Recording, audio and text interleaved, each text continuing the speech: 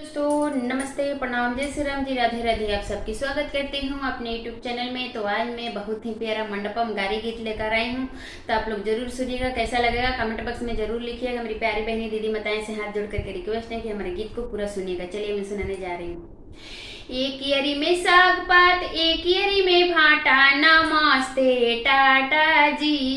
एक यरी में साग पात, एक यरी में भाटा, नमस्ते टाटा जी।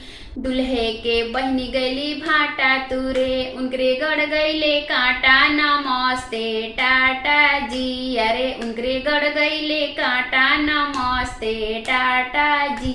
अरे दुल्हे के चाची गई भाटा तुरे, उनकरे गड़ गईले कांटा, नमस्ते टाटा जी।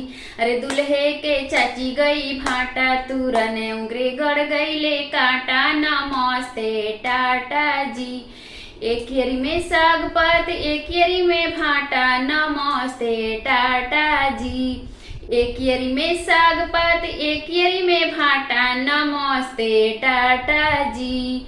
अरे दुल्हे के चाची गई भाटा तुरने, उनकरे गड़ गईले कांटा, नमस्ते टाटा जी। अरे दुल्हे के चाची गई भाटा तुरने, उनकरे गड़ गईले कांटा, नमस्ते टाटा जी। एक यरी में साग पात, एक यरी में भाटा, नमस्ते टाटा जी। एक यरी में साग पात, एक यरी में भाटा, नमस्ते टाटा जी। अरे दुल्हे के मम्मी गई भाटा तुरने, उनकरे गड़ गईले कांटा, नमस्ते टाटा जी।